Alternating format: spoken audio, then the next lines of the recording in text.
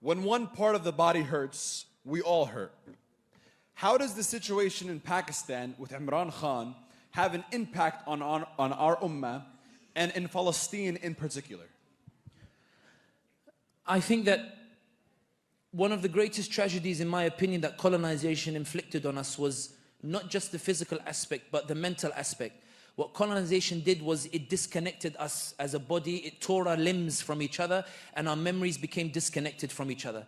When I read Ibn Kathir or Ibn Khaldun or Ibn Taymiyyah and their scripts, they talk about the politics of the Ummah from Morocco all the way to Jakarta and beyond. For them, it's just normal. We are one Ummah. It makes sense that someone from Tunisia knows about the affairs of Pakistan. It makes sense that the Pakistani talks about Saudi. It makes sense that the Saudi talks about Malaysia. One Ummah, one brotherhood where we all influence each other. When it comes to Imran Khan, let me be brutally honest. Imran Khan burst onto the scene. And when he gave his speech in the United Nations, he was a wonderfully eloquent advocate for the Muslim causes. In Azerbaijan, secular Azerbaijan, when they liberated Nagorno-Karabakh, Imran Khan's influence was so effective in going beyond the ethnic and nationalist lines that Azerbaijan, in their celebrations, they lifted 3 flags. Turkey, which gave them the drones, Azeri flag and Pakistani flag. When Imran Khan emerged onto the scene, there was a shift in the Muslim world that culminated in the Kuala Lumpur summit in 2019. The Saudi Crown Prince and the UAE were so terrified of the Kuala Lumpur summit because they believed if Imran Khan went and attended, Imran Khan would lend a Muslim legitimacy to this conference that was designed to rebuke the de-Islamization policies of UAE and Saudi Arabia, which were looking to introduce alcohol, looking to introduce OnlyFans model concerts, which were looking to introduce casinos into those areas. The Saudis, they threatened Imran Khan. They said, Wallahi, if you go to Kuala Lumpur, we will cut our investments to Pakistan and we will kick out the Pakistanis from Saudi Arabia and you can deal with it. Pakistan must be dependent on us. It cannot be equal to us. Imran Khan, the potential that he was about to bring in terms of establishing an independence. Remember, at every OIC meeting, Imran Khan would bring up 2 topics, Kashmir and Palestine. The reason that troubled Saudi and UAE so much, there are many people who think Imran Khan was just words. If he was just words, Saudi UAE would not have celebrated his toppling, nor would the US representative have said to the establishment in Pakistan, get rid of him and all will be forgiven. The Imran Khan's words were having such an impact, the way your words are having an impact on Biden, Blinken and the shift in public opinion, that Imran Khan was bringing up Kashmir at a time in which Saudi and UAE were trying to get warmer ties with India.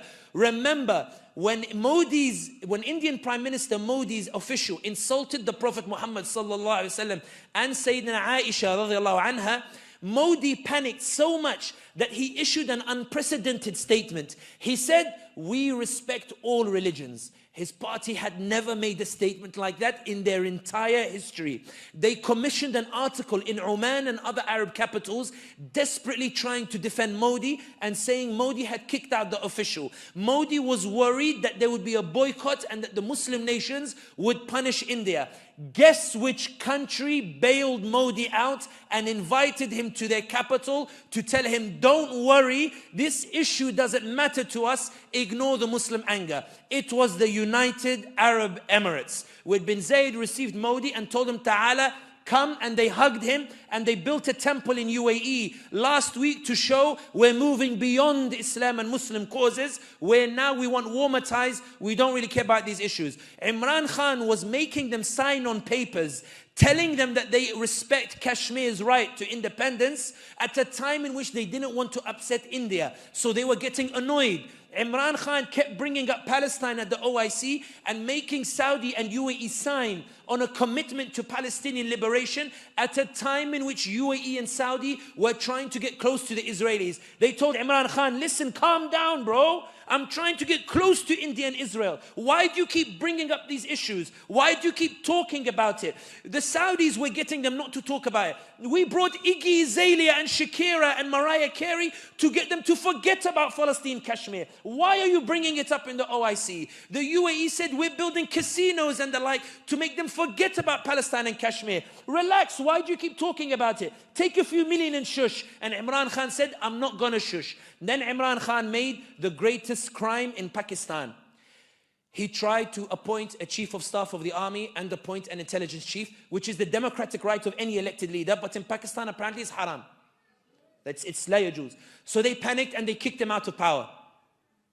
When they kicked him out of power, you who believe yourselves to be ordinary, do you know why they couldn't arrest him? Because thousands of Pakistanis took to the streets.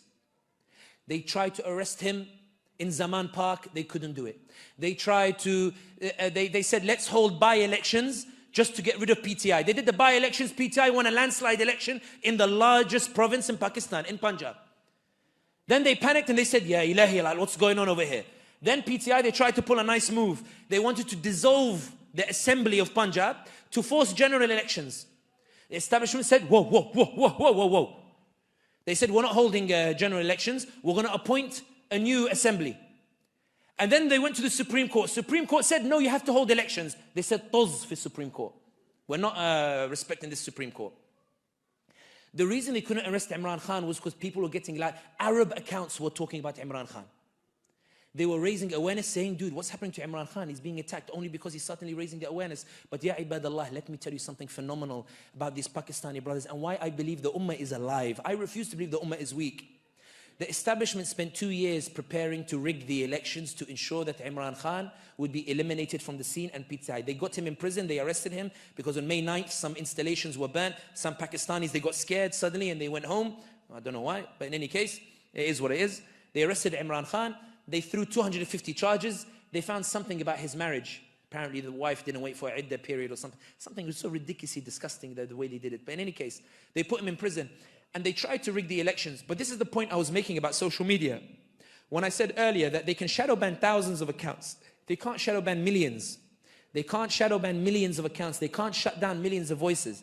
Because when they tried to rig the elections, what the Pakistanis did was, they went and voted for independents who are from Imran Khan's party. And they came first. They started rigging in broad daylight. I went to bed and there was somebody leading with like 180,000 votes. I woke up the next morning, they reduced it to 90,000 votes. It was rigging in broad daylight. But they were so clumsy at rigging that even international media came out and said it's clearly a rigged election. The reason I give you this context is one, please read about what's happening in your ummah. Please learn about what's happening in your ummah.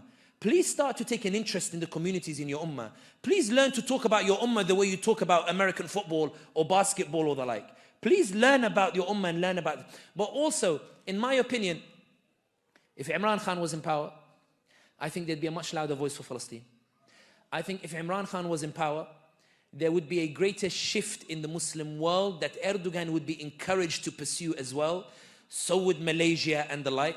I think that Imran Khan in those 3 years showed what the potential huge change can happen in the Muslim world. That's why I believe he was toppled.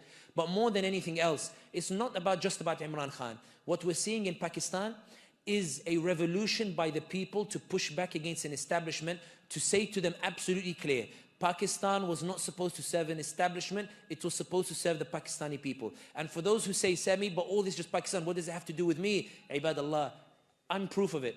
I'm an Arab.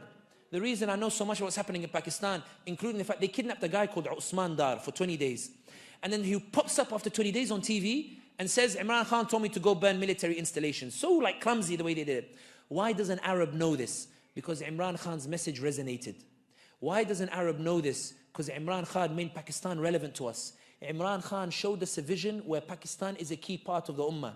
And I, as a Muslim who resonates with the Ummah, I said, you know what actually, Sumaya, do you think it's worth going to Hanza Valley? Why don't we go visit Islamabad and Karachi? Why don't we go put our money in Pakistan? Imran Khan sounds like he's got some good ideas like to bring the Muslims together. Let's go and support him. We won't go to, Switzerland or the like. Let's go and see what Pakistan is like. He was shifting the way that we thought about Pakistan, shifting the way that we thought about the Ummah. And that's why, ya ibadallah, let no one ever tell you that words don't matter. Let no one ever tell you that symbolism doesn't matter. Let no one ever tell you that words doesn't matter, because it does, because it affects change and it causes a shift that results in a series of consequences that results in new opportunities. Pakistan now is in a battle. They are desperately trying to make sure that Imran Khan doesn't form a government. They tried to get the two parties who were the beneficiaries of the rigging to form an alliance. There are people who won because of rigging, who have resigned their positions openly saying, I won because of rigging, I don't want to take my position like that. Pakistan is in chaos. If you want to do something for Pakistan, go and tweet about it. Go and talk about it. Go and raise awareness about it. Go and lend your voice to them. For wallahi, your voice is what upsets the establishment, because they've been humiliated so much so that the US, which was happy to see Imran Khan topple, has issued a statement saying that it's expressing concern about what's happening in Pakistan. They're not actually concerned. They are rather trying to leave a way open in case Imran Khan comes back to power. There's a chance that he might. But the Ummah needs to rally. The same way that you saw you can make a difference on Gaza, you can make a difference on any issue related to the Ummah. Learn about Sudan. Learn about Pakistan.